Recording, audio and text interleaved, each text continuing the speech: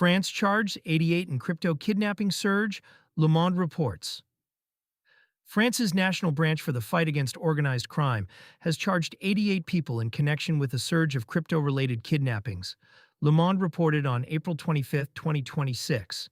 The charges cover a string of cases in which victims were abducted, held against their will, and pressured to hand over private keys, seed phrases, or transfers from self-custodial wallets. The figure was highlighted on April 25th by Wu Blockchain, citing the Le Monde investigation.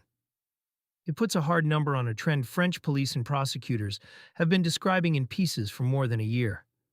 Home invasions and street abductions, specifically aimed at people known or suspected to hold crypto. Why France has become a hotspot? France has had several high-profile cases that pushed this category of crime into the open. Earlier incidents involved relatives of executives at French crypto firms being taken from their homes and ransom demands paid in stablecoin transfers. Police have repeatedly warned that suspects are screening targets through public information, including social media posts about token holdings, NFT collections, and conference appearances. The 88 defendants reported by Le Monde are spread across multiple investigations rather than a single ring. That matters because it suggests several distinct groups have independently reached the same conclusion. A self-custody wallet with a meaningful balance is, in practice, a bearer asset that can be moved with a phone and a 12-word phrase. For self-custody users in France, this is the part that changes the threat model. An exchange account hit by a phisher has fraud teams, chargebacks of a sort, and law enforcement levers. A signed transaction made under physical duress has none of those. What the charges look like. According to the Le Monde reporting cited by Wu Blockchain, the 88 people have been charged through France's National Anti-Organized Crime Branch, the country's specialist unit for serious cross-jurisdictional cases. That choice of unit signals prosecutors are treating these as organized operations rather than opportunistic crimes. The cases reportedly include abductions from residences, with victims forced to unlock devices on the spot.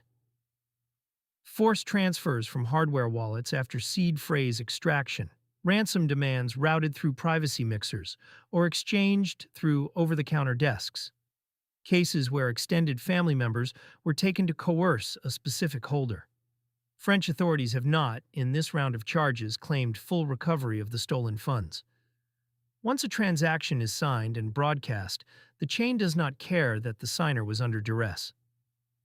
Operational security becomes a spending question. The story has direct implications for how crypto holders think about their on-chain footprint, even those who never expect to be targeted. A few patterns have emerged from the French cases, as reported in local press over the last year. Public balance disclosure raises risk. Address poisoning aside, public posts that link a wallet to a real identity, and a city create a target list. Single signature self-custody with a phrase you can recite is the worst-case format under physical coercion. Multi-sig setups, split across geographies. Hardware-backed signers behind biometric locks, and time-locked transactions all reduce the leverage an attacker has in a 30-minute window. Decoy wallets, small balances that look plausible to a coercer, have started appearing in security guidance from French wallet vendors. For day-to-day spending, this is one of the cleaner arguments for keeping the bulk of treasury holdings in cold storage and only hot wallet balances reachable from a phone. A crypto card linked to a hot wallet with limited funds is a much smaller piñata than a hardware wallet that holds the full stack. The broader European picture. France is the most visible jurisdiction reporting these numbers, but it is not alone. Police in Spain, the Netherlands, and Belgium have run similar investigations, often with cross-border ransom routing. The 88 defendant figure from Le Monde is large enough that it will likely become a reference point for other European prosecutors arguing for dedicated crypto crime task forces.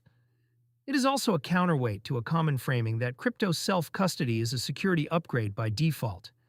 It is against remote attackers and platform failures. It is not against a violent attacker with physical access to the holder.